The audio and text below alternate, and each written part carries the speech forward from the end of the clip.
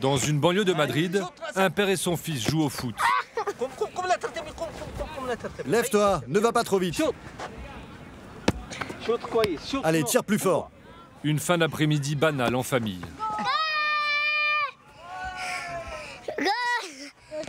Mais Osama et Zaïd ne sont pas des amoureux du ballon rond tout à fait comme les autres. Soudain, des avions militaires passent dans le ciel. Papa, tu as vu les avions de chasse? Il y a des hélicoptères et des MiG. Ne t'en fais pas, Zaïd. Il croit que ce sont des MiG. Des MiG, les avions militaires russes utilisés par le dictateur syrien Bachar el-Assad. Le père et le fils se sont échappés de l'enfer de la guerre en Syrie. Et ce jour-là, les préparatifs du défilé aérien pour la fête nationale espagnole les renvoient de mauvais souvenirs.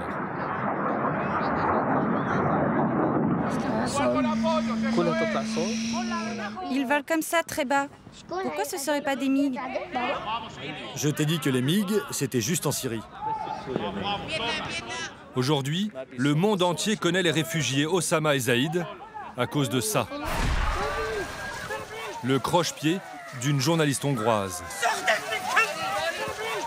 Un geste incompréhensible qui va déclencher une chaîne de solidarité phénoménale au point d'arracher Osama et Zaïd à leur calvaire. Tout a commencé le 8 septembre 2015 à Rosk, à la frontière entre la Serbie et la Hongrie. Les policiers hongrois ont reçu l'ordre de stopper les migrants. Des milliers d'entre eux sont bloqués ici alors qu'ils veulent gagner l'Allemagne. Soudain, ils forcent le passage et foncent droit devant eux. C'est à ce moment-là que se produit l'impensable. Une journaliste hongroise, ici à l'image en chemise bleue, se met à distribuer des coups de pied aux migrants, y compris aux enfants. Osama et Zaïd, ici à l'image, sont là eux aussi. Alors qu'ils tentent d'échapper à un policier, elle tend la jambe et fait chuter Osama qui porte son fils dans les bras.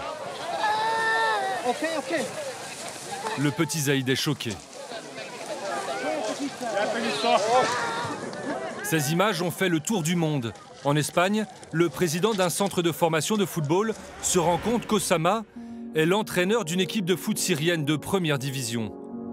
Bouleversé par les images, il envoie l'un de ses adjoints, un footballeur arabophone, chercher Osama et le petit Zaïd, qui entre-temps se sont réfugiés en Allemagne. 8 jours après le croche-pied, ils arrivent à Madrid.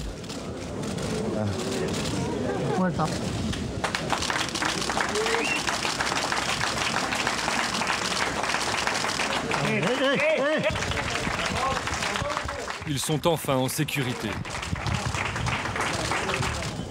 Et son bienfaiteur espagnol lui a en plus offert un contrat de travail et un logement pour sa famille. Je vous aime. J'aime Madrid, j'aime l'Espagne, toute l'Espagne. Merci pour tout. C'est un moment très important dans ma vie. En Spanish, como he dicho, gracias. Gracias, Madrid. Le réfugié syrien ne s'attendait vraiment pas à un tel accueil. Sa nouvelle vie prend racine ici à Retafe, une ville populaire de la banlieue de Madrid. Au pied de son immeuble, nous retrouvons Osama avec Mohamed, son deuxième fils, qui était réfugié en Allemagne depuis 8 mois. Ce matin-là, ils ont rendez-vous avec Sana, leur professeur d'espagnol. 3 fois par semaine, Osama la reçoit chez lui, dans le grand appartement familial payé par son employeur. Bébé, bébé, bébé, bébé, Teresa, bébé. La leçon du jour, énoncer son numéro de téléphone, un vrai défi. 40.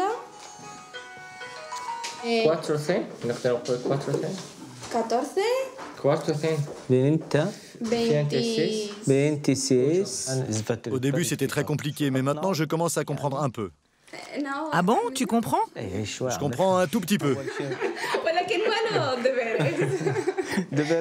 C'est lui qui comprend rien. Ah non, c'est tous les deux. Pas de programme imposé, Sana enseigne les bases en fonction des besoins et parfois de l'humeur. Vous n'oubliez pas de faire vos devoirs pour demain. Pour demain, hein? S'ils font leurs devoirs et qu'ils étudient sérieusement, ils vont vite être capables de communiquer. Qu'est-ce que tu as dit? Está bien? C'est ça? Oui, está bien, c'est correct. Bravo. Il leur faudra du temps avant de maîtriser la langue.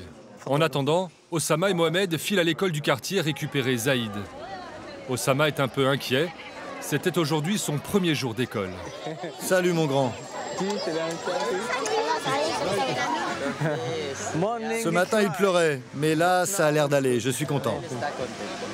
Zaïd connaît déjà quelques mots d'espagnol.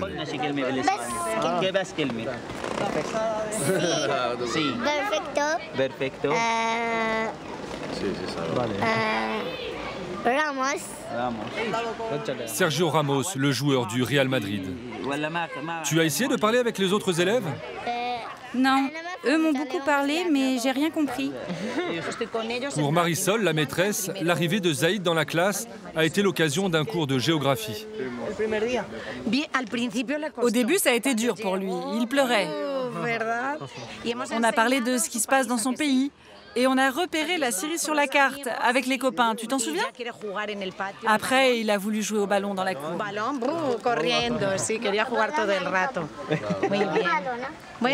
Bon, allez Zaïd, à demain. Allez, dis au revoir à ta professeure. Dès le premier jour, devant l'école, la famille syrienne ne passe pas inaperçue. Ici, tout le monde connaît son histoire.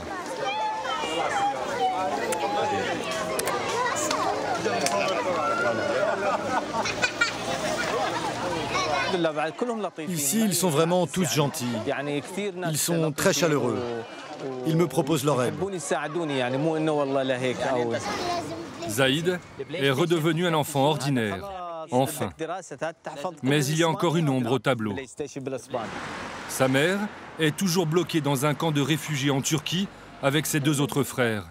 Elle était malade et n'a pas pu suivre Osama et Zaïd.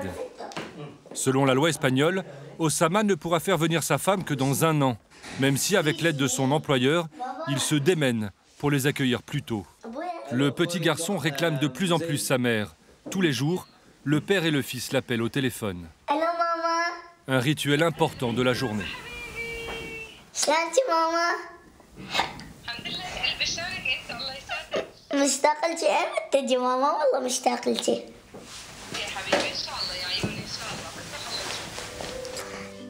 En attendant son arrivée, petit à petit, Osama essaye de reconstruire une vie de famille pour ses enfants.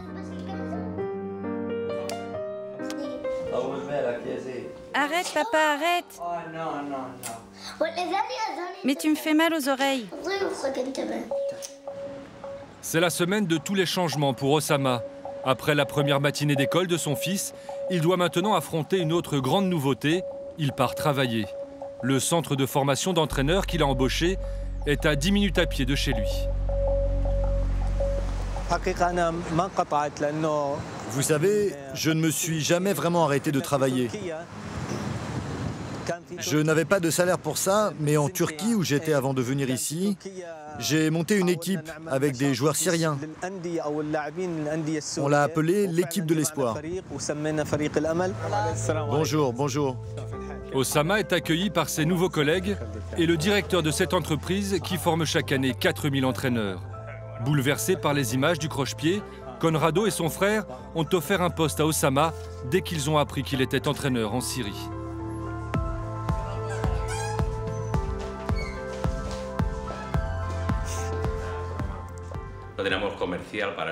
On n'avait pas de commercial pour travailler avec les clubs arabes. Alors Osama était la personne parfaite. Il parle la langue, il a de l'expérience, un diplôme d'entraîneur, il a gagné une coupe dans son pays et surtout, il est d'origine arabe. Donc c'est parfait pour nous. Sans hésiter, Conrado a organisé le rapatriement d'Osama en quelques heures seulement. On dit que le visage est le reflet de l'âme, pas vrai? On le voit tout de suite. C'est un père de famille normal. Il a traversé des guerres. On voit que c'est une bonne personne. Il verse un salaire de 1 200 € par mois à Osama, en plus de la prise en charge de son logement et de ses cours d'espagnol. Il compte sur la grande popularité des entraîneurs ibériques, très demandés par les clubs arabes, pour rentabiliser son investissement.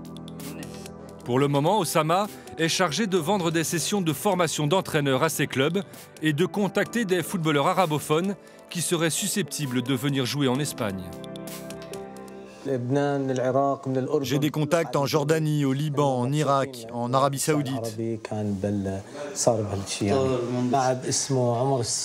Ce joueur-là s'appelle Omar Soma, c'est un Syrien. Il m'a envoyé un message parce qu'on se connaît bien, je l'ai entraîné quand il était jeune. Il jouait dans mon club à Deir ez-Zor. Et aujourd'hui, c'est le meilleur buteur d'Arabie Saoudite. Vous avez envie d'entraîner un club espagnol ? Oui, il le faut. C'est mon objectif. Il faut que je redevienne entraîneur. Je suis sur le bon chemin. Je vais y arriver. Osama commencera à retravailler sur les terrains de foot quand il maîtrisera sa nouvelle langue.